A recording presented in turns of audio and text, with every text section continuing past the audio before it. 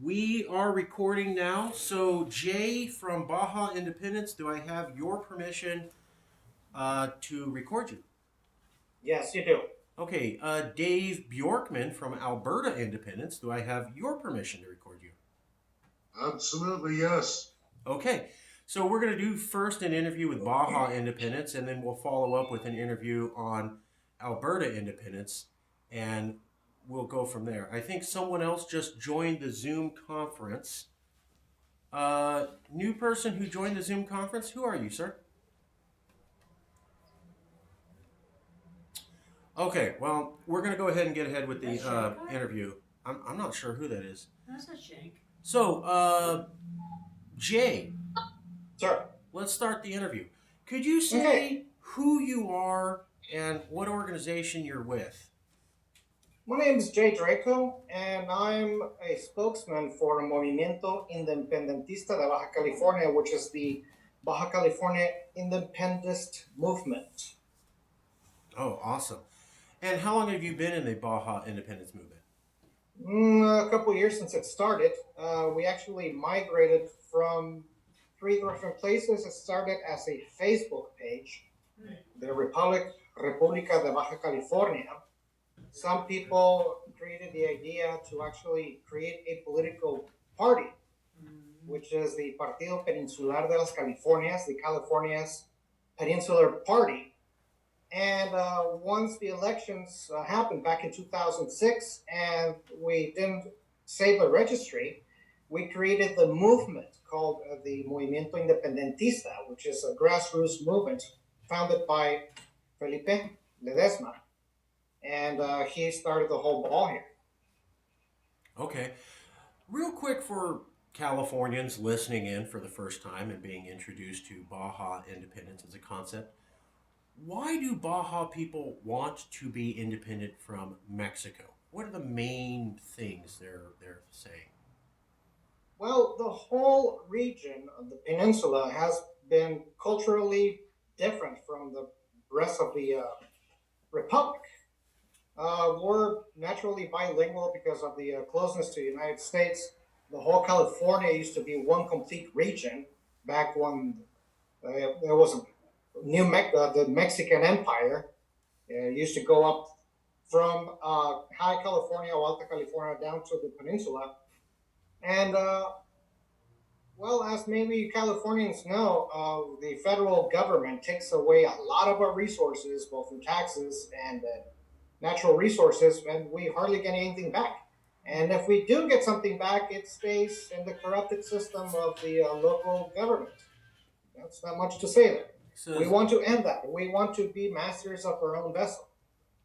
so you had said that Baja produces a lot of money. You got the maquiladoras and you got Tijuana and tourism. That money goes in federal taxes to Mexico City, and yet you don't see much investment infrastructure wise in your region from the central government. Is that correct? That is correct. If we do get anything, it's probably toll roads, or airports, and they still get taxes out of that. I mean, they're not doing it for free. And the Transpeninsular Road that goes from Tijuana, Ensenada, all the way down to Guerrero Negro, which is on the border of Baja California North and South, it's potholes all over. You can't go over 60, otherwise you blow a tire. So it's infrastructure wise. Did not you record?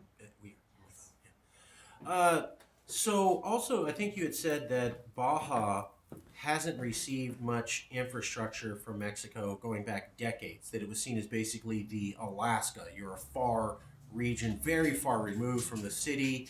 Very few roads going there or seaports or access.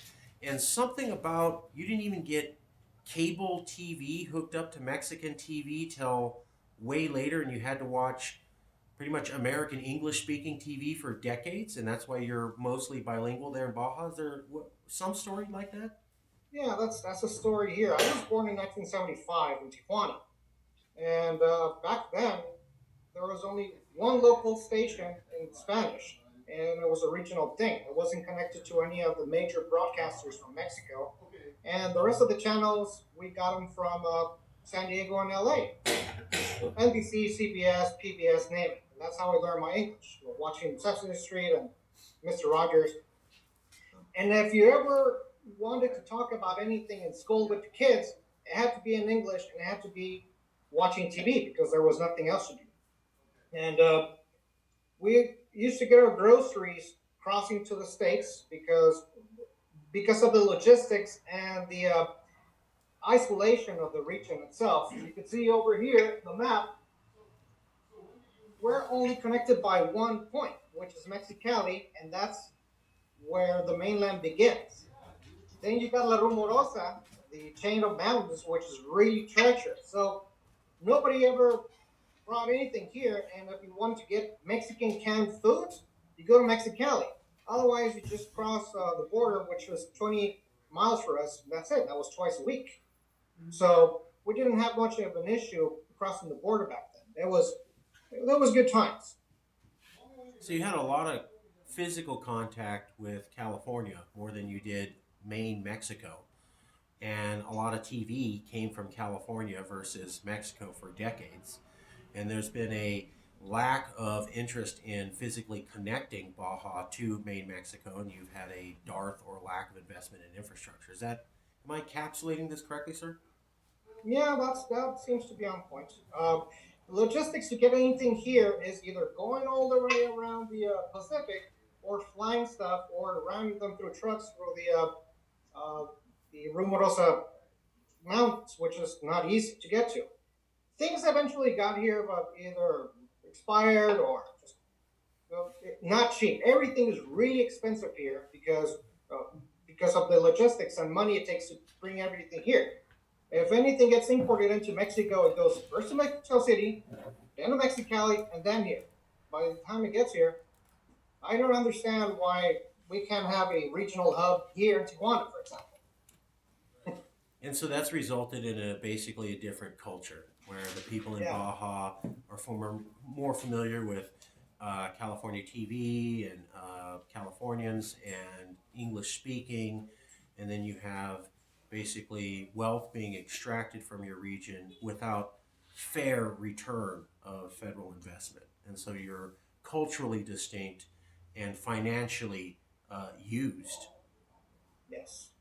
Okay. And so now let's move on to um, how, what is the plan that the Baja Independence Movement had for independence, or what are the activities they were pursuing? I think you were talking about a politician last name Ledesma. Felipe Ledesma, he started this.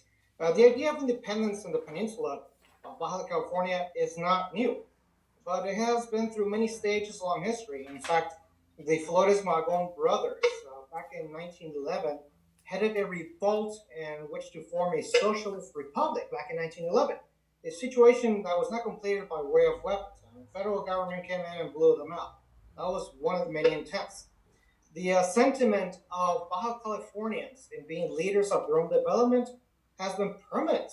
Very few are the steps that have been done in this sense, though. Actually, the Constitution of the state of Baja California forbids the possibility of total independence from Mexico in its second article. Just one word. It says it cannot be separated from mainland Mexico. That's not quote unquote, that's roughly the idea of the second article. But it was due to physical reform of 2012, which was valid according starting 2013, where the independent sentiment of Baja California has a new awakening. When the Facebook page called the República de Baja California was formed, this later led to the confirmation of the Partido Peninsular de las Californias, and there was a massive liking of the page. Almost 50,000 people liked the page. And from there, we some people branched out and wanted to do this legally. Some people said no. Some people said, well, we need to do this legally. We're not going to take weapons and do this the hard way. So the Peninsular Party of the Californias, which hosted the Flag of Sovereignty, was the first political organization with independent character with an official registry in the history of Mexico. And I was proudly formed next to its leader, Felipe Ledesma. I remember being one of the first, if not the first persons from Rosarito to enlist in the party. The party had many problems. First, for its foundation and official registry due to a separatist character, but it was accomplished though. However, it was an object of boycotts every day. People were foreign to our movement, infiltrated our meetings, and the intention to break it up from the inside to make our project a Pacific one fail. With really great difficulties, it was able to participate in the 2016 elections. But it was not enough to retain the registry from the number of votes that we gathered, and mainly because of the independent character and the worst campaign on behalf of the corrupt system. I think there were at least 10 candidates to a mayor in Tijuana. So it was horrendous back then. So this is why in 2016 the Baja California Independence movement was formed, which has been extended to the southern part of Baja California Peninsula, where we have very good response of friends which are part of the community known as Medios Digitales del Pacífico, Pacific Digital Media, which is a different forms of communications which keep the sovereignist sentiment alive from Cabo San Lucas to Guerrero Negro in the middle of the peninsula. So, real quick, and we're going to take some questions here from the studio audience here, CalExit, and then we'll move on to Dave Bjorkman. Also, I want to say hi to the Canadian Libertarian Party. I know you're there. We'll get you in just a minute, sir. Thanks for coming in. But Jay, Yes. to finish up this segment, could you tell us there was a poll taken recently, which said something quite remarkable? I think. Do you want to walk people through that poll, what the questions it asked, and what the results were? Yeah, well, the post which Yes California shared on their Facebook page showed that 60% of the residents of the peninsula are in favor of becoming independent from Mexico. The active independence movement in the peninsula of Baja California, we salute CALEXIT, and we also made a poll, and it was roughly 51 to 49% in favor of becoming independent from Mexico. And most of them are residents or citizens from the peninsula. The naysayers were either people who don't belong here, people who weren't born here, but anyway, or just patriots, which is fine, but we want to do our own thing. So I saw that on the poll, it seemed to suggest that there was a recent poll with at least over 800 people participating, making it scientifically valid. There was three questions. Do you want to become independent? Do you want to stay with Mexico? Or do you want to join with an independent California? And I think there was 51% suggested that they would like the idea of joining with California and independence. Is that correct? That is correct. Most people see a threat of either Russia or U.S. taking over the peninsula if this happens, but our deal is that we want to become independent from Mexico first. If California becomes independent from the U.S., we could become the great next California, and that would be awesome for everybody. Because I saw that happen on a very minor scale when Rosarito Beach broke off from Tijuana, and Rosarito flourished once all of the taxes stayed here and the further development started. Imagine that happening on a regional level. We would become the top 10 regional economic movements in the world. And also, the active independence movement on the peninsula of Baja California salute CALEXIT, and through me, reaffirm the accordance that our independence leaders signed in January of 2018 in mutual recognition of our struggle to become independent through a movement of ideas and in a totally pacific manner, always doing this by the way of legality and by the right of dialogue. All right, for a few minutes, we're going to take some questions from people here in the audience. I'm going to get out of the chair. They're going to come in and ask you questions, Jay. And then Dave will move on to you. So for 5 minutes, Jay, we're going to shotgun some questions now. Anybody from the studio audience, come on in, take a seat, and then you can ask Jay whatever questions you like. Ustedes. Maybe introduce yourself as well for the benefit of everyone. Paisano.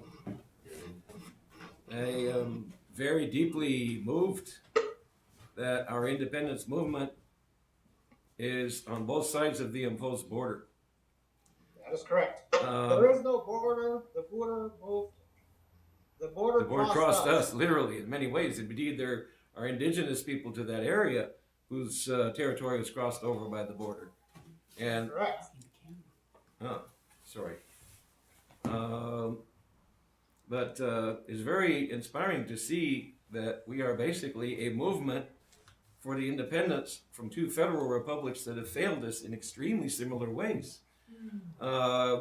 Another aspect of the way in which our taxes flow to the central governments is the control of the ports of entry on both sides of the imposed border. Mm-hmm. The federal governments control the ports, and so the money that they get goes to them, not to us. Okay, that's true on both sides of the border, but well, Yes, that's true. That's true. So Temoc Morgan joined, and he's from the Baja California South. Just want to say hello to him if he can hear me. And your question, sir? Well, basically, I see us as basically the same movement on two sides of the independence border. I would like to visit either in Tijuana or San Diego, lo que sirve, with you. Mm-hmm.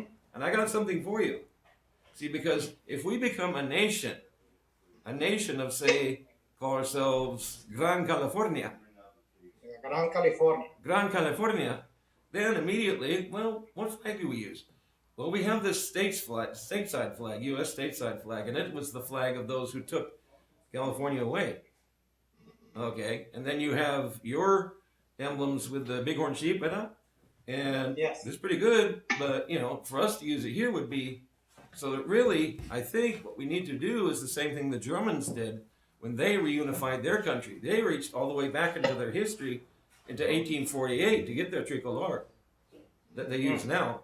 And so I offer to you the only flag that comes from before the border crossed us.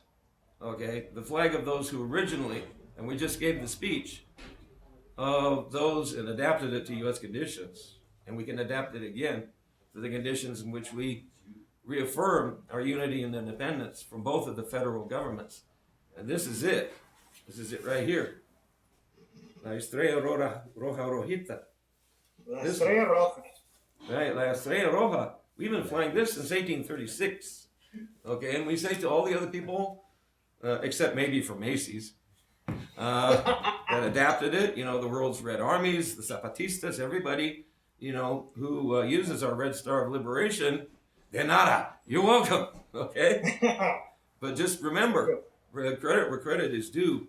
It was ours, the white flag of peace emblazoned with the Red Star of Liberation. So what I intend to do with your kind permission of your organization is to carry this flag south for your use. That's why I got this one. Okay? I think you'll find that if you fly this flag, that people will be attracted to your side of our same movement like iron filings to a magnet. Okay? So I want to bring this flag to you. That's why I got it. Okay, for your use in your part of the movement. Just as we've been using it to fight fascists, you may have seen some of the videos, to fight fascists on our side of the imposed border. Imagine the Iron Curtain, okay, de hierro, coming down like it did in Berlin between Tijuana and San We're going to Diego. bring down the wall. Yes, Absolutely. right, bring down the wall. Trump, The tear wall down this fell wall. in Right, Germany. Trump, tear Why down can't this. it fall here? Yeah, We'll tear it down for you. yeah, we'll tear it down for you. Bring De down the ambos wall. lados. Bring down Yeah, the we will wall. knock it down. Bring down the wall. Bring down the Bring wall. down the wall. Three walls. Bring down the wall. So yeah, wherever you would like to meet, like at your offices or maybe Parque Chicano, if that works for you. We both have the same traffic hassle to, figure that out. And I would like to present this flag to you for your use. Yeah, we could probably do that in place at Tijuana at the beach. But yeah, we could do that. Okay. Throw it over We the could get wall. together Yeah. and do a ceremony Yes. of unification. Yes. Oh, very good. Reunification. Viva Gran California. Viva la Gran California. Hey. Viva los movimientos independentistas de las Californias. Hey. Long live the independence movements of Californians. Yes. Ah. Viva Which los is an- Californios. Viva los Californios. Anybody else have questions? Yes. Did you want to? I have a quick question to ask you. Please take a seat. Hi, I'm Hannah Miyamoto. I'm from San Diego County. So Hello. I'm close to you. I've been to Tijuana. And I guess I'm gonna go straight to it. Is it dealing with Mexico? I mean, you've said that you've got a lot of hostility from within your. Oh, I'm not gonna ask that question. I'll ask a real simple one, which is that one of the many tragedies that has occurred under Trump is that a lot of American veterans have been deported to Tijuana. American veterans? Yes. See, they weren't American citizens. They came over naturalized, and many of them, in our country, you can actually even volunteer. And in fact, they were told that by serving in the United States service, that you would improve your chances of getting a green card. I have a faculty member which was a resident that became a citizen through service. Yes. Yeah. Well, they've actually it's totally changed to the point now where like it's very this. But I'm just want to ask you now, if you reach out to those people. I know in San Diego we have groups that reach out as affinity to because these are Californians, Alta Californians who have been deported by an alien government. And do you reach out to them and do you talk to them about the prospect as distant as it may seem today of a united California, and how this would be so great for the twin cities of Tijuana and San Diego? We will need to reach out and do a research on who these people are and where to reach them, because I've read about people being deported from the states after being in active service, and that's disgraceful. I mean, it's not a dishonorable discharge. It should be a dishonorable discharge to the U.S. Yes, see. Because, Well, there's a veteran center in Tijuana, and you can find them on Facebook, and they're easy to reach.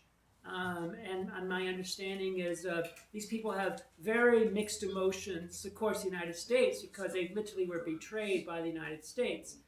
And and it's the same story of people who have. Some people, don't forget. Then there's dreamers who are people who never. Many of them literally never really lived in Mexico in their lives. Maybe don't even hardly speak Spanish, and have been forced to live in Mexico when they're basically Americans. I mean, they went to have an American education, speak English as a first language. So I just thought we'd love to hear about it, and you can reach out. And it's very difficult for those of us, even though we live in San Diego County. I mean, the amount of time it takes and trouble it does to go to Tijuana. I mean, it takes an hour just to get across the border now. It's crazy. It's the busiest border in the world. Right. If you didn't know that in Alberta, it is the busiest border crossing the whole globe is in San Isidro, because literally Tijuana and the wall goes right through a major metropolitan area. And Tijuana has actually more people than San Diego now, because San Diego at 1.3 million and Tijuana has over 3 million. Yeah, It's pretty crazy. Those are the numbers. So, anyhow, we'd like to hear from it. If you could reach out to those, they may be very powerful allies. They have friends in California, and thus we can help through them, perhaps, unite our movements and maybe. Well, they say that the whole is stronger than the sum of the parts. That's correct. And so perhaps this is one of those cases where Gran California will be more important than Libra California. Yeah, that would be awesome. So give us your information through Marcus, and we will get in contact. Oh, no problem. So we can do our research as well. Because I've read about it. This is mostly an independence movement, but yes, we can reach out to everybody. Because I can tell you that the San Diego Reader is one of them. They have done articles and things. They send reporters over to Tijuana and actually we learn a lot about Tijuana from San Diego, because we share all the same problems and situations. Yeah, thank you. Okay, mañana. Bye. Just a few more questions, Jay. Hey, what's up, guys? No problem. How you guys doing? Hello. I know the weather in Baja is great, but how's it in Alberta? A little chilly, maybe, possibly. Yeah, it's very cold. You guys love it though. Our Thanksgiving was a month ago already, so our fall is actually heading into winter almost every year. It's just the way it is. You guys have a Thanksgiving too? Yeah. A month earlier than your guys is because we have to have a earlier harvest. We don't have the season for agriculture as you guys do. That's In right. fact, we were around a lot of your produce, vegetables, quite a bit from California. That's interesting that you said that. I was one of the questions I was actually going to ask all of you was do you know what your respective future nations currently, what's the GDP, what's your number one export? Are you guys familiar with that? Like what are you guys generating every year? Like Baja, go for it. Yeah. Baja, do you Go know? ahead, Jimmy. I know ours, but it's your question time. Oh, go ahead then. Go ahead, Alberta. Please tell me what's. Yeah, go Okay, ahead. our GDP is about, our population is 10 times less than California. Approximately, we're 4.37 million people. You guys have a GDP of $2.3 trillion a year currently. 7. 2018 numbers, yeah. That's probably 2019, but I'm just going off your government sites of the last year. It's the actual GDP. And then for Alberta, so we're at 335 billion as of 2018. Alberta, So that's pretty good. substantial. We actually have a higher per person per capita GDP. Yeah, than it is. Cal- That sounds good. That sounds Yeah. really Yeah, good. the GDP. Sorry. Our tax rates are huge. We're your number one supplier of natural gas. I'm going to get into that in my presentation, but I don't want to kind of get into that now. I'm going to let Jay do his thing. Yeah, well, the number that I have is the GDP is on the top 5 of whole Mexico for this region. And even though much of the peninsula is uninhabited, both states, north and sur of California, have positive economic growth rates. However, in Baja California, there's a huge problem with extreme poverty through the constant immigration. But this doesn't happen in Baja California Sur, where the Human Development Index is the highest of all Mexico, which is 11% over the national average. Nice. So it's a really rich state here. But up here north, Tijuana, Rosarito, Ensenada, we're impacted by everybody coming in, trying to cross the border. They stay behind, and if they don't get a job, they stick around and do bad things, or they don't work. They're in the way. I got nothing against people moving from one way to another, but if you're gonna stick around, get a job. We're in the same boat here, Jay. So even though you guys have a different vision of a political system, but Alberta shares the exact same problem as Baja. Canada has an immigration system. I don't know how familiar everybody is with Quebec in Canada. They have their own immigration system. The province of Quebec has a backdoor of immigration, but ultimately the problem is all the provinces in Canada, they all get to have all these immigrants come in, but immediately they migrate to Alberta because Alberta has the highest minimum wage, right? And of course, we have a lot better jobs, but now our unemployment rate and non-participation rate is well over 10%. We're pushing past the highest in the country, and everybody just keeps flooding. So our social services have increased to a point. We have mass poverty as well. I've seen videos of California, and I guess I could ask Marcus about that in the group in California, but looks like a lot of homeless on the coast and all along California borders. But seems we all have the same problem. We generate a lot of wealth, we give it to our countries, and we get little in return, and all they do is press us with more and more immigration that we can't sustain because we don't have the infrastructure, because our respective federal governments are not funding us with the tax dollars we pay into those federal systems. it doesn't come back. So it's very impossible for any of us to develop that infrastructure or base support to ensure jobs. And I know for Alberta, we're landlocked. We're a landlocked province inside a tidewater country. So we're very different than you guys in the fact that you have coastal borders. So becoming a tidewater nation, should you leave, that gives you guys an unbelievable better position than Alberta does. And like I said, it's very difficult for us, not impossible, but I'll get into that when it's my time.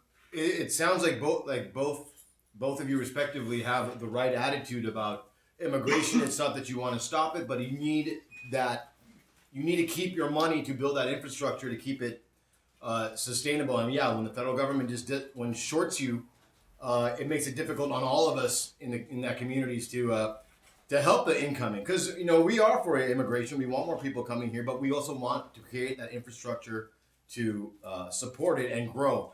And consequently, that immigration is the reason why you have an immigration problem, Baja. You have an immigration, Alberta. That's also the reason why we're one of the wealthiest in our respective countries. It's because of that immigration, and it's because of that population is why.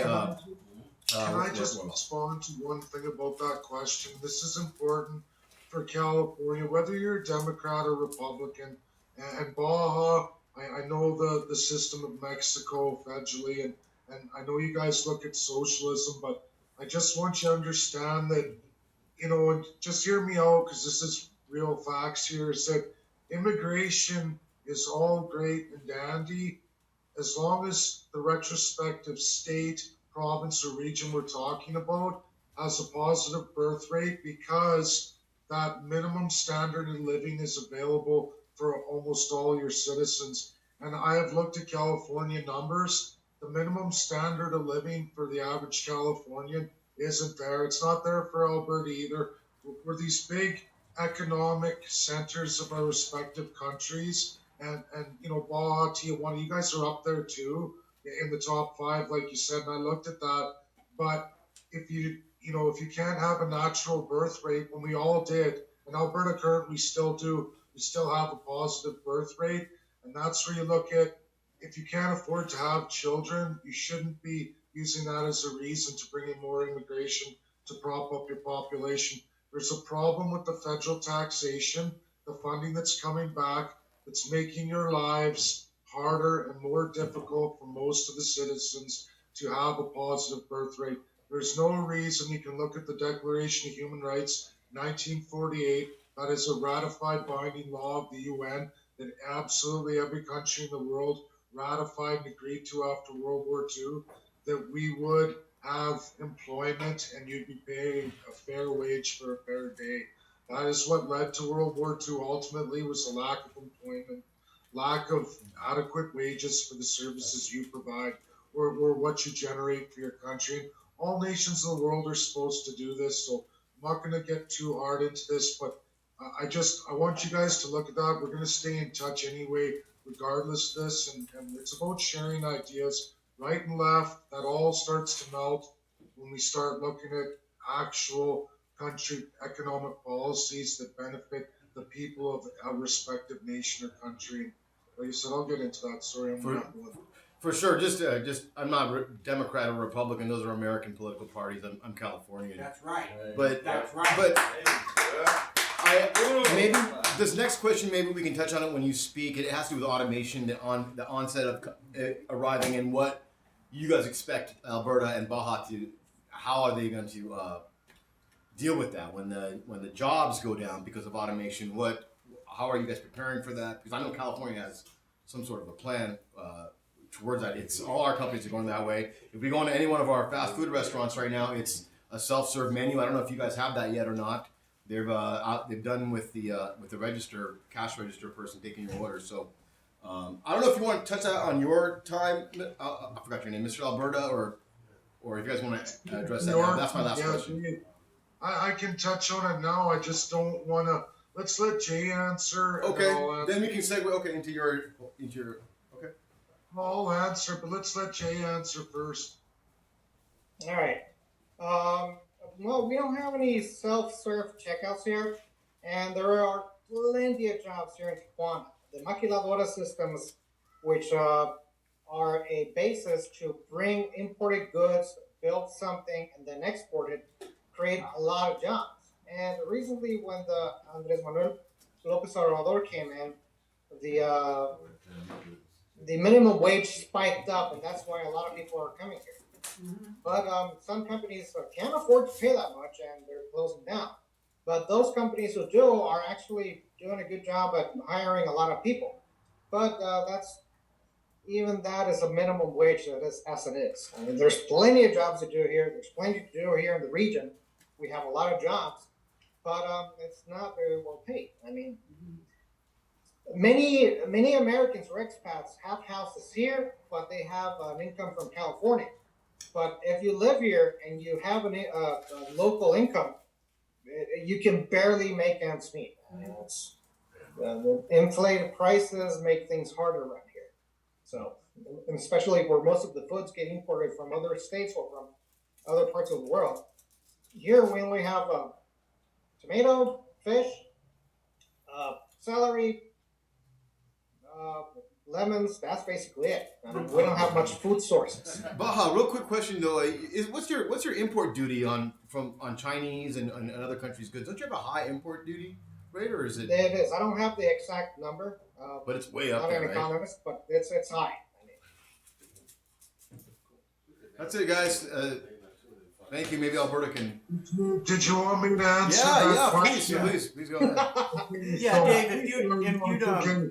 Alberta, we are going through the same exact automation as California. We're the same development level as California in technologies. Actually, we share quite a bit of trade in technologies. A lot of Californians may not realize this, but your oil field is just as developed as Alberta's because we've shared the technology from the start. Although everybody knows Texas and Alberta, and they make that comparison, but the actual oil industry and natural gas technologies are shared between California and Alberta. I mean, same engineering firms, everything else. Automation in the service sector, GDP generators, and manufacturing in the primary are all the same as California. So yes, there's jobs that go with that, but ultimately the problem is, and this is a California and Alberta problem, and I'd have to look at Baja a little more. I'm sorry, Jay, I haven't looked at you enough, but it'll take me a few weeks to catch up. I didn't get enough time in on you guys. But California, I'm sorry, I'm losing my train of thought here. It was, automation. So we talk about jobs. The problem is California may not realize this. It's at the expense of your domestic companies. And Jay touched on the ability to afford to pay. And the domestic is not getting the same breaks in California or Alberta as the multinational organizations are. And I know we all want to see things cheaper, but ultimately California, and it's the same with Alberta, if you make it cheaper at the expense of the domestic ability to compete with that business, so they disappear and you don't have that domestic investment anymore, your country's going to go down, wages are going to go down, which means the economic stimulus inside the state of California, the province of Alberta goes down. And I've been looking at those numbers. That is completely keep going. It keeps going year after year. Alberta has a lot worse problem in California than we have an equalization formula. So every 5 years, they do a wealth transfer renegotiation on behalf of Alberta to pay the rest of the country. And that takes substantial wealth. Like our tax rates are massive compared to California, almost 3.5 times as much as California pays. 80% of that California, we don't get back. It's gone. It goes to the rest of Canada. We have absolutely no say in in the political side, and we definitely don't have any say in the financial side. So, hope that answers your question. It does. Actually, I have one last question here. I know where to go in Baja, but where do I go to Alberta for a vacation, man? Where's like the spot to go? Because I've been to Baja plenty of times. Like Louise, Significant places. If you want to see what happened, the history of ice ages, Alberta basically got raked right across with miles of ice. And what happened, there was a rip in the earth. It's down in the Badlands. It's called Drumheller, a nice small town. you go there and it's a giant rip in the earth, something like a small mini version of the Grand Canyon, but Oh wow. it was kind of nice. So it held the dinosaur times in a frozen place and Oh, time. I wow. mean, it's all, but it's left there. So you can look at the history of that time, a place in North America where here is the dinosaur times frozen in time for you. And literally the dinosaurs are right there, Wow, that's cool. fossils straight in the rock. The other one is the Columbia Ice Fields, which is another short stretch, and it's a very high platform. It's always winter there. Go to the Columbia Ice Fields, take the big ice tour, and you get to see the living ice age.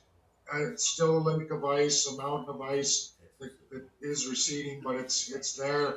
It's there for any American, and of course, Banff, Jasper, Waterton are all beautiful, wonderful places. And Yeah. contrary to what you hear, come up way up north and come check out Edmonton. They have some pretty cool stuff too. Calgary and Edmonton. There's not really anywhere you can't go. You're going to see substantially different climates that'll blow you away. And of course, the boreal forest, something like Northern California, you guys have the redwoods. Well, get ready for a much smaller forest system, but it expands so much of a distance that you fly over that, and it's ultimately jaw dropping. Like it's a massive area. Like Awesome. Thank you And guys. don't forget hockey. Go Oilers! And the Flames. Yeah, Okay. sir. Can I, yeah, get back to a shot here. No, yeah. Okay, this is a question maybe for the gentleman from Alberta, yeah? By the way, Sure. yeah, I grew up in Minnesota, so actually I'm quite familiar with your region. Minnesota North Stars. That was your old hockey team. And the Wolves and all that, yeah. But of course, more importantly, frankly, I grew up like almost next to a railroad track that goes to Regina, and then on, Yep. and I the old Sioux line, now CP Rail. So we have a real connection to Canada, and also Yes. if you go within 100 miles of the border, you can hear CBC. So Yeah. we learned a lot, and of course we have some Canadian accent too. So, but I want to get down to serious talk, which has to do with British Columbia. But we were talking about Europe. We're watching the news and stuff about independence movement and I know you're talking Alberta and Saskatchewan and Manitoba particularly, right? But what about and I saw the election results for under Trudeau, and it's like Eastern BC went conservative, but Western BC didn't, and of course that's where the bulk of the population is. So I'm sort of saying, like, have you guys talked about, okay, you get independence, then what happens to BC? Can I'm going to jump in there. Yeah, for sure. There's this group movement that's moving right now. I formed the Alberta Independence Party, and that's in chaos right now because it stepped down to become a private citizen and go to the UN because, and I'm going to touch on that in my time with you guys and why you guys would have to look at that before you go too further. And when we talk about even in a country like Canada and this Wexit talking about the narrative of multi-provinces separating, and you guys hit the nail right on the head. There's absolutely no way BC is ever going to separate. Canadians are kind of deluding themselves in that. I know you guys had a problem with Nigel Farage, from my understanding, and the Republicans, because you guys do lean quite a bit left. And so they've attacked you because they don't see the Republican side of you. Now, here in Canada, we have the opposite, where the Liberals are the strong, Alberta's the conservative, kind of like the Republican. So they attack us a total different way than you, but the same narrative because it's independence. And the problem is you can't, in our legal system, and if you look at the UN, which is why I have to talk to you guys in my time about going to the UN and how we have to do this, any nation or would-be nation, but, BC is not going to separate. They never will. Neither will Manitoba because they're part of the original Canada. It's kind of like when they talk about California being part of that original Mexico and, well, the Spanish, sorry, not Mexico, but the Spanish, right? And we have the opposite. We have the British. So you guys got affected by the Spanish rule. And of course, independence led to California being redrawn. And that's that border you're talking about. But for us, that's where we're at, is that we can only legally separate as Alberta. I can't have the Western narrative because it's illegal for us. The UN won't recognize it, and they won't give us nation status, which is so very important, because if you're going to break away from a country like Canada, or if you guys propose to leave USA and Baja proposes to leave Mexico, now, they're all three trading partners, pretty strong nations, respectively. That's North America. And in the UN, if you don't get them to recognize you as an independent nation, meaning they give your map status and the world says, yes, these countries are nations, you're not going to go anywhere.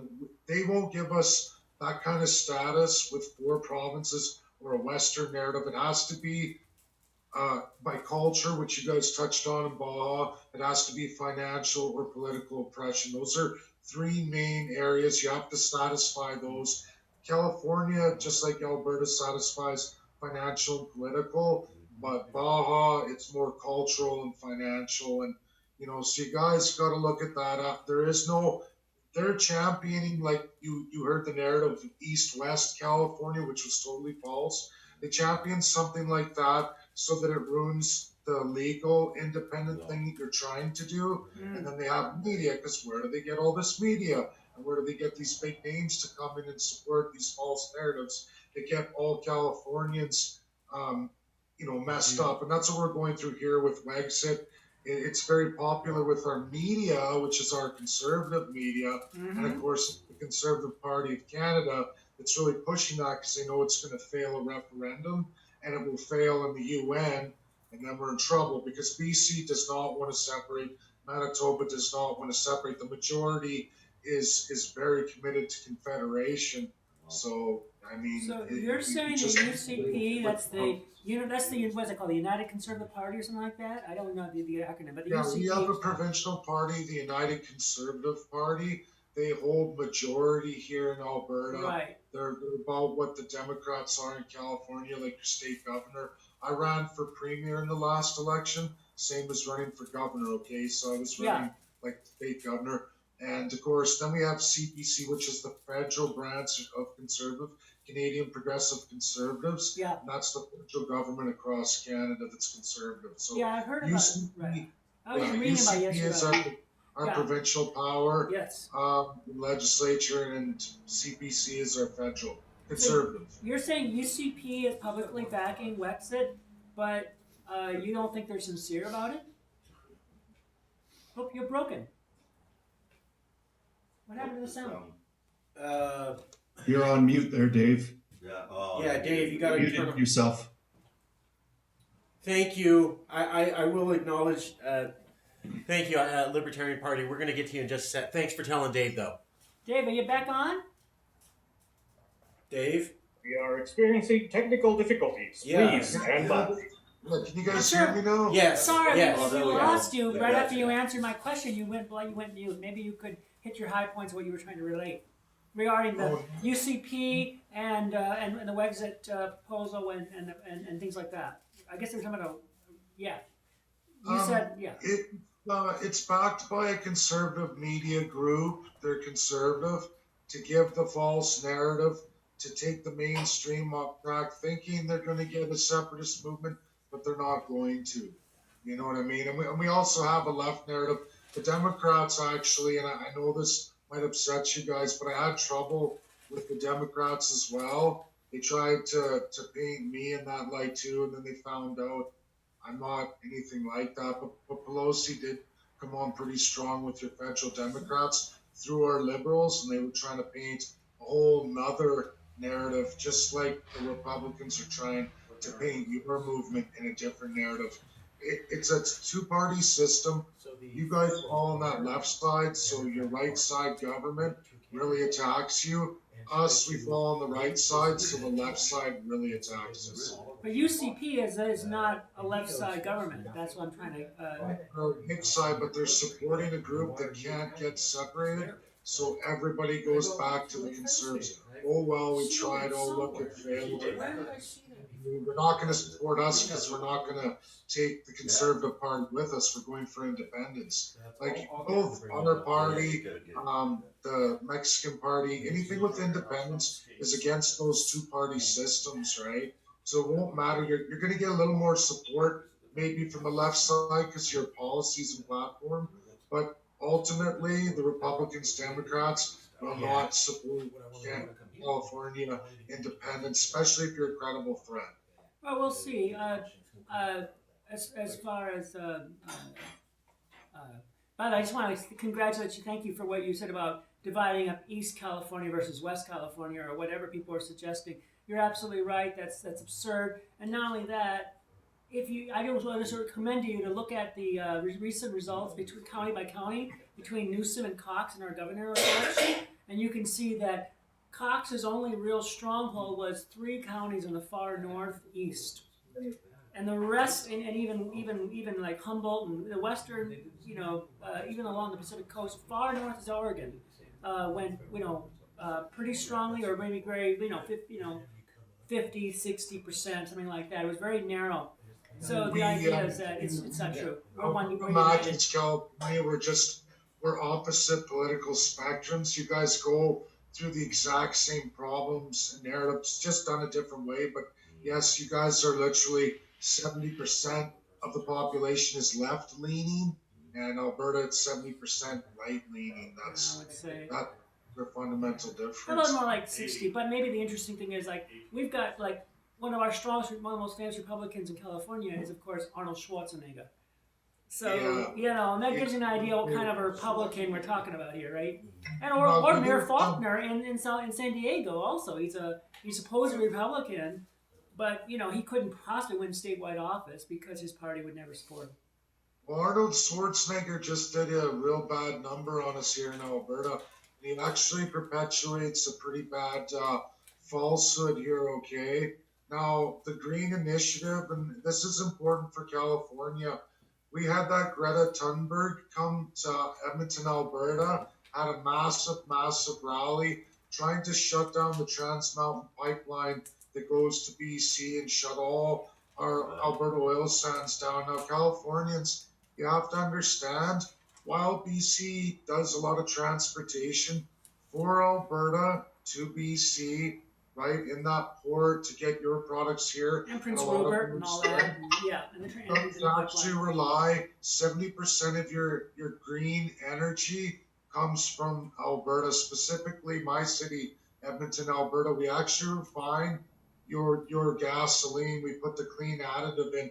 Now it goes to BC and they add it to a gas mix and ship it to you guys via TMX. Mm-hmm. But it's those green products refined right here in Edmonton that are what keep your smog levels down since 1993. Even though your population has grown considerably, if we shut that down, which is what they're trying to get you guys to, Arnold Schwarzenegger is supporting her to have that done.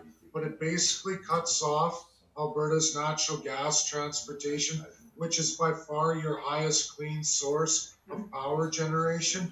That's 40 million Californians. To put it in perspective, there are 38 million Canadians relying mostly on Alberta's natural gas, but you're our number one trading partner in natural gas. So watch the Green Initiative. I know that's a big left thing, and be careful when you see someone like Arnold Schwarzenegger supporting her to have that shut down. You are one of our biggest trading partners. Natural gas, you are our largest trading partners. So be really careful of narratives that come left or right to hurt you. And that is a big falsehood. And Arnold Schwarzenegger did that. He paid for the electric car to come, but let's be real. Most Californians cannot afford a $100,000 electric car. As Albertans, most of us can't afford an electric car. So when we have the strongest green initiatives in all of North America, and we prove that because we are California's biggest supplier of green technology and green exports, look at the devils in the details. I have all the facts and numbers from both the state of California and the province of Alberta. So Don't let the left-right No, narrative. I take it as read. Yeah, I personally, just in case you want to know, I'm well aware of the fact that natural gas actually powers the nearest power plant, the one that probably is close. I'm probably relying most of my house. So absolutely. And if it wasn't for natural gas and the amount of it available in North America, we would have to be relying much more on nuclear energy with all the dangers of that. Even though we're trying to shut down, we've only got one left nuclear power plant left in California because we have natural gas. So you're absolutely right. A lot of complicated issues and definitely something for a lot of discussion I just want to say this: what they're trying to do to California is create massive poverty levels. They're trying to do this to Alberta too. So it's not a left or right political spectrum.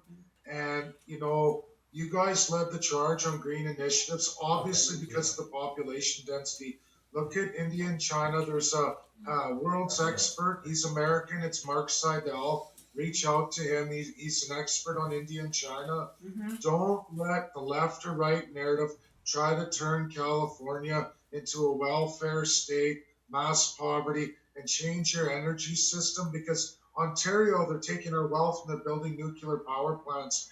I don't think any of us really wants, and Alberta doesn't either. We don't want the meltdown threat. We saw what happened in Japan. Everybody says safe, safe, safe. If everything's so safe, why in all these decades do we still have the same problems come up? Because we know it's not viable. What California's developed, they're the leaders in green technology and green usage of energy sources that are still affordable for most, Americans. And look at the density. So Alberta's followed your lead on that, and we are actually the energy traders of the world. You guys can look at our GDP generation on energy. It is 56 times the size of California, and most American states. Texas is high, but we still trump Mexico, or Texas, Mexico. We're just Alberta. We're the energy producers of North America. We should. This is a good segue, I think, on to our next panel guest, and we'll continue this conversation. Thank you very much. Yeah, thank you. Go solar. Okay, so Dave,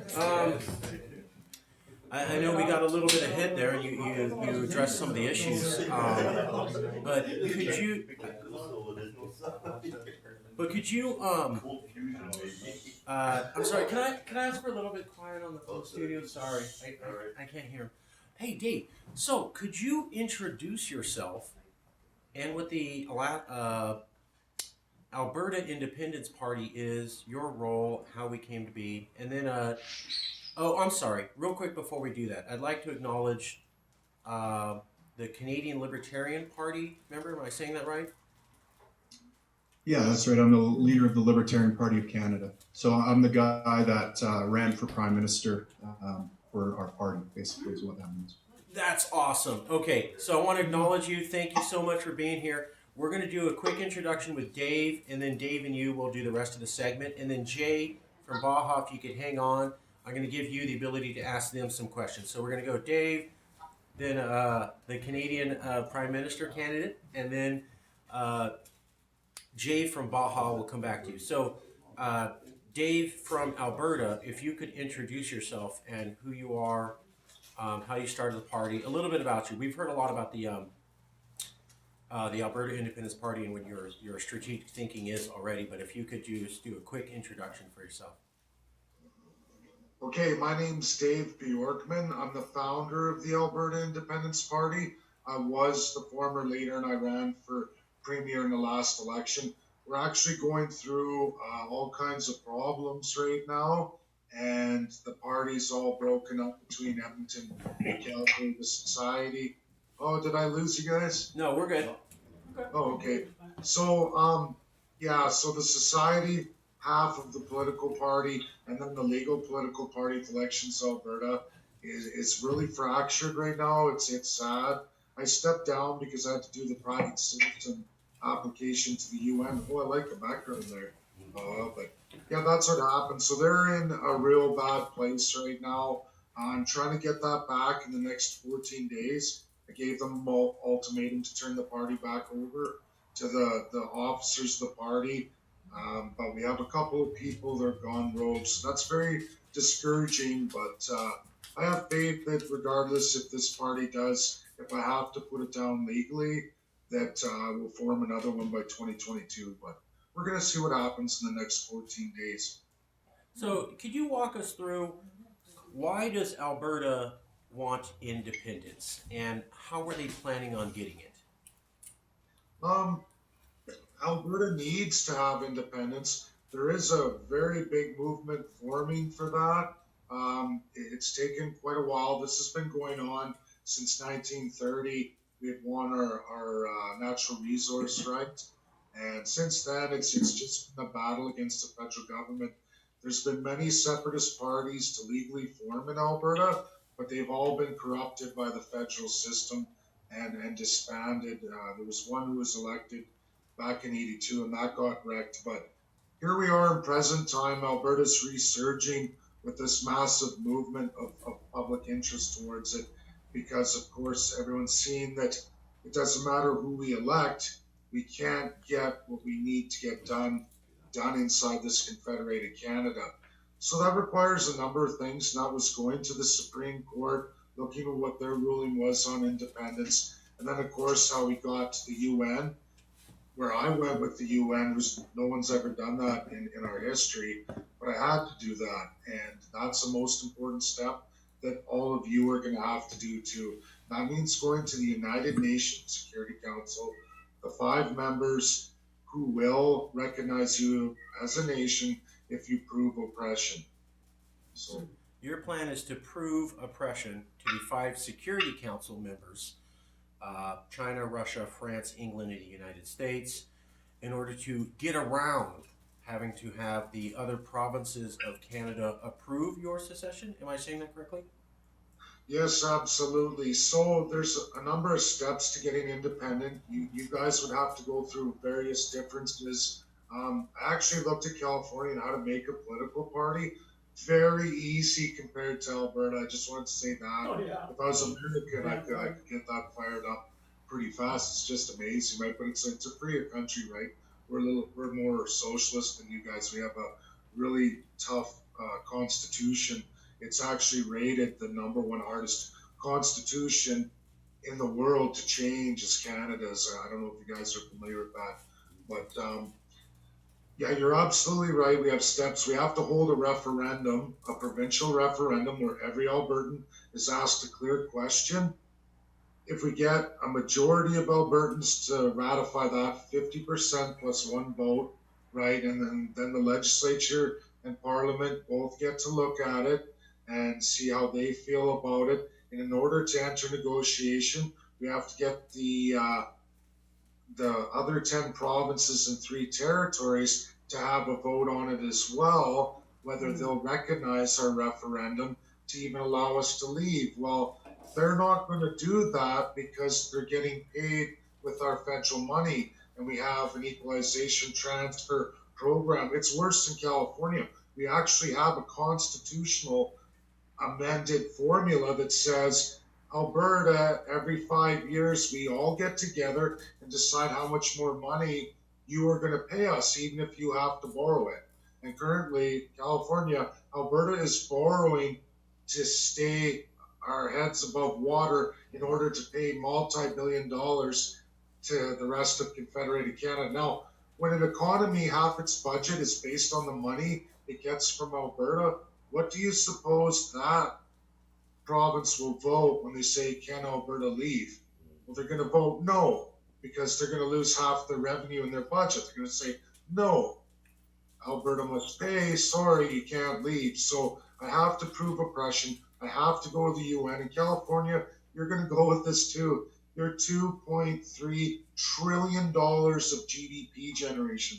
They are not going to let you go unless you prove oppression, and then that way they're going to be forced, right? But it's a tough road. Like I said, it's a tough road, but these are the legal paths we have to follow.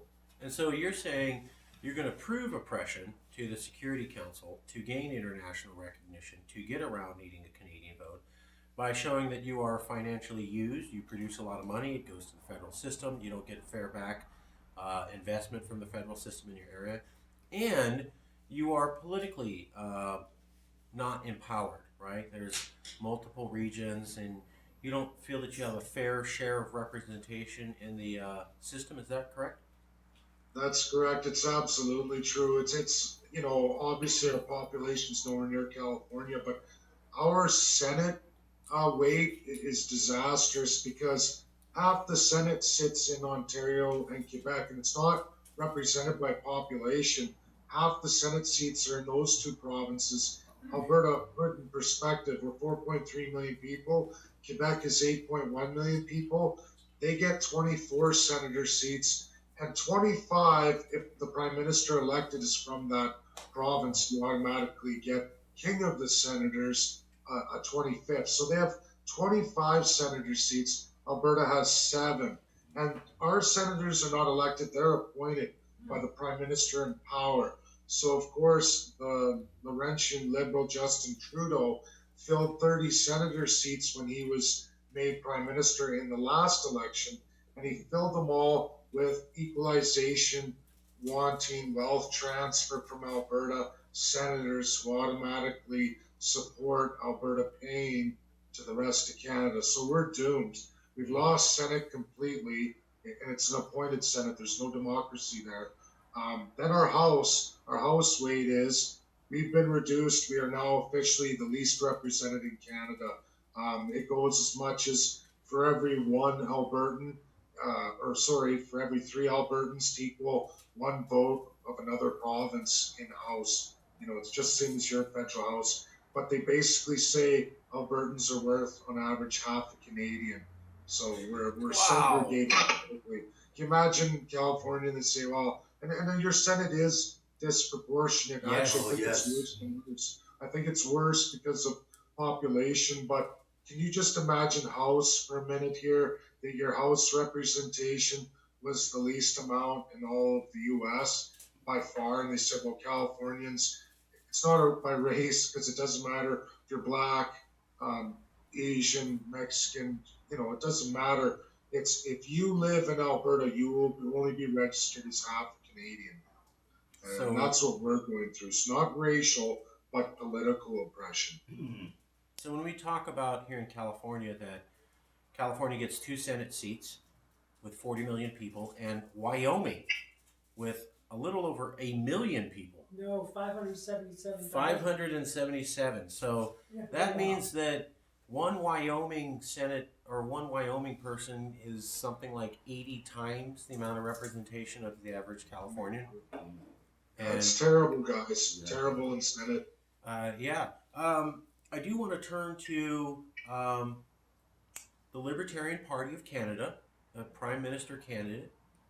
Sir, would you introduce yourself, say who you are, and how you know Dave Bjorkman, and how you support Alberta Independence, please?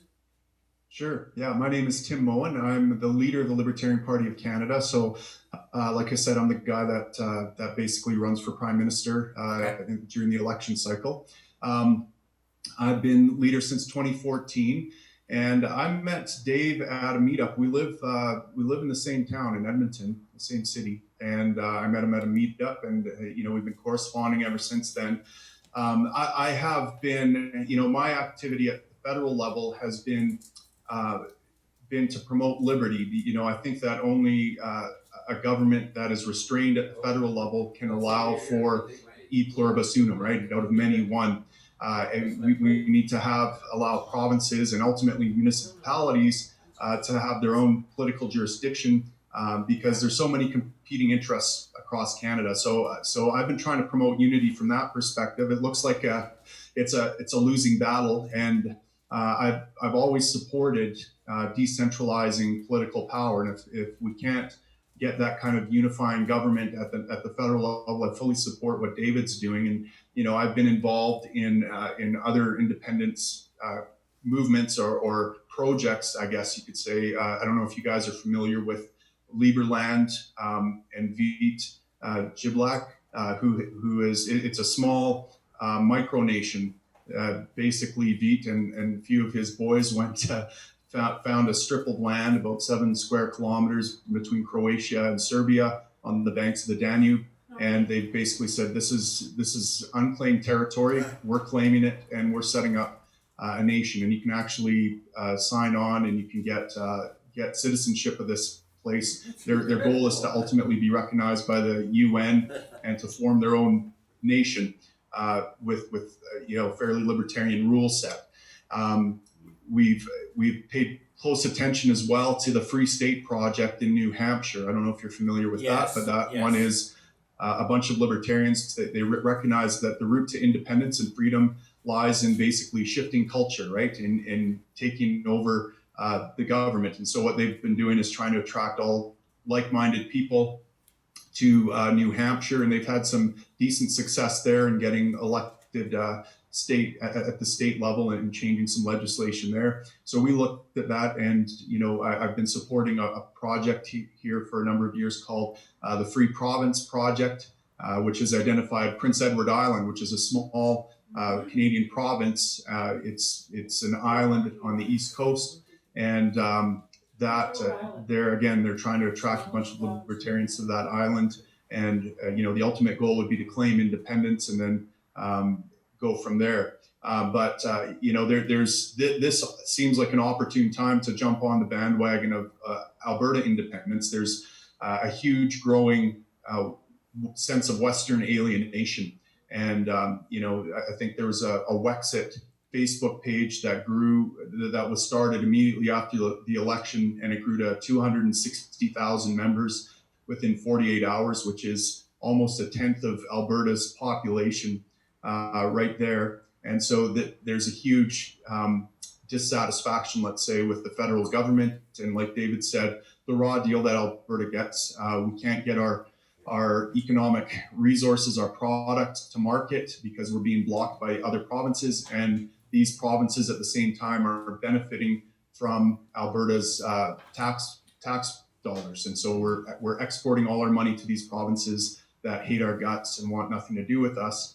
And so that has to change. So I fully support what David's doing, and I share his concerns. I think we're going to have to put our heads together and figure out, because we see this happening in Alberta. There are a lot of anti-establishment people, and they're forming these kind of populist movements in Canada. There's the Yellow Vest movement that kind of took off after the France Yellow Vest movement. And again, that seemed like a great idea, but the loudest voices are usually the most ignorant and the most bigoted and kind of racist. And so it's difficult to throw in your full support behind some of these well-meaning projects when it seems like they get inundated with these people that you want to have nothing to do with. So I think David and I are going to have our work cut out trying to make sure that this is done out of love and not hate, right?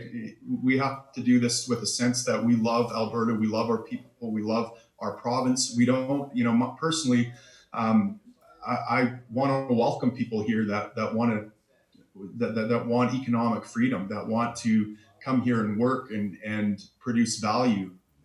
I see Alberta as potentially being a beacon to the world, and we have to build that city on a hill. That has to be our vision. It can't be simply born out of resentment and hate towards the rest of Canada and the federal government and what they're doing to us. I think, to me, that's kind of going to be the center of what my political activism is going to focus around. And do you agree? Just real quick, do you agree with Dave Bjorkman's assessment that Alberta is oppressed in that it doesn't have fair political representation, and it's kind of in a catch-22 where people are dependent upon it? All this money is going out, it's not being returned in a fair proportion, and then Alberta has to get these people who are dependent upon it their permission. Is Dave correct in your opinion? Yeah, he's absolutely correct. It's certainly the perception that a lot of us in Alberta feel. I've felt it growing up, right? Because I grew up in a time we were coming out of Trudeau #1, Trudeau Senior, Pierre Elliott Trudeau, and he had the National Energy Project, which was very similar. It extracted tax money and royalties and resources out of Alberta, and that went to Ottawa to fund his big government projects and went to the rest of Canada and left Alberta in tatters. And so their separatism at that time, I think, was at 7 or 8% support. I suspect it's much, much higher now that Trudeau Jr. has kind of picked up the mantle of where his father left off and just poured gasoline on that fire, and now it's at an all-time boiling point. So we definitely feel oppressed. I'm not sure.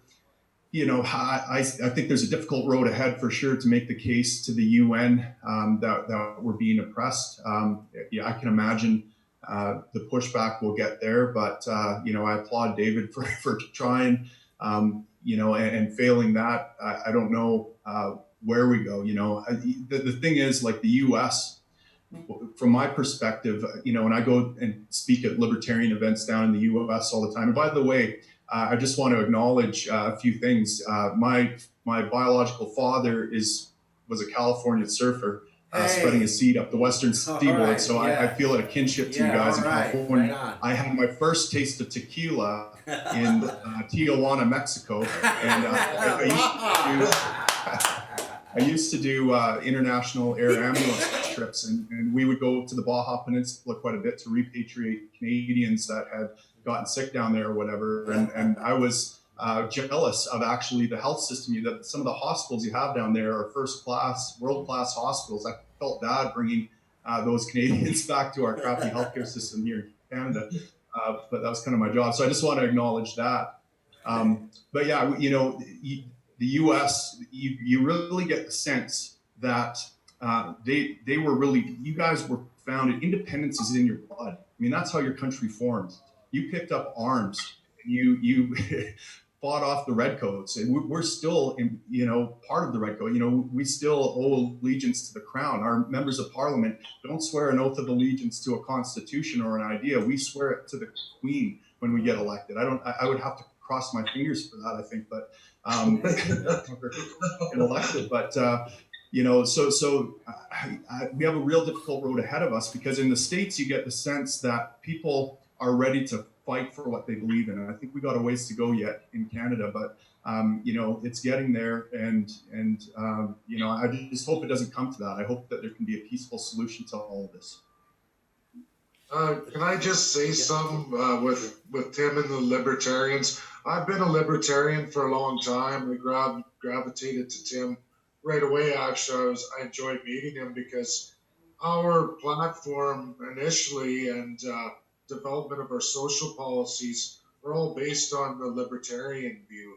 So we put the Oath of Rights and Freedoms. We put that number one. I don't think you can build a party without that to be successful in the long run if you don't protect the individual liberties and put that first. And that's what we strive for with the Alberta Independence Party. I mean, obviously for succession, but that was our social engineering at the base was very libertarian. So thanks, Tim. And I read a lot of good stuff from both the American libertarians and the Canadians, and I just enjoy watching Tim at it. And you did. Well, and I have to wonder too, David, if this CALEXIT movement would be so strong if Gary Johnson was your president right now. He seems to share a lot of values with California, and I get the sense that you folks wouldn't feel so oppressed under him. But that's just a thought that occurred to me. I mean, if he was actually able to there's a difference between being elected and getting into power and actually able to do what you promised. And so we have a lot of candidates who say, I'm going to do this and I'm going to do that. Yeah. And a lot of us here in California are like, no, you're not. They may let you in the office, but you're not going to be pulling those levers and switching things around. Somehow you will be blocked. And what we'll end up with is gosh, I really tried and I put a big effort in there, and it's just so hard to get it through Congress or entrenched interest or you name it. And so we kind of look at it like, yeah, you do this, but does that actually mean things are going to change, and will the system actually let you do that, or will they not? Stonewall. No, you're absolutely right, and this is why I've always focused not on getting votes, but on changing hearts and minds. I think that government is downstream from culture, and unless we change culture, unless we have a group of people here in Alberta that want liberty or death, basically that are committed to this cause, I don't think it can be successful. And ultimately you're right. We want government closer to the people. We want to see our legislator walking down the street so I can meet him face to face and say, hey, bud, why aren't you doing what you promised? If you don't get your act together, you're out on your arse, right? That's ideally what we want. But, the bureaucracy, the bureaucratic capture, I guess, is just so ingrained. I mean, I even see it at the municipal level, and it makes one almost feel a little bit hopeless because, I see a lot of even town councilors who get elected and want to make changes. I work for municipal government. I'm a firefighter paramedic by trade. And I see these politicians trying to make change, but the city bureaucrats block them. They say, listen, that's not realistic.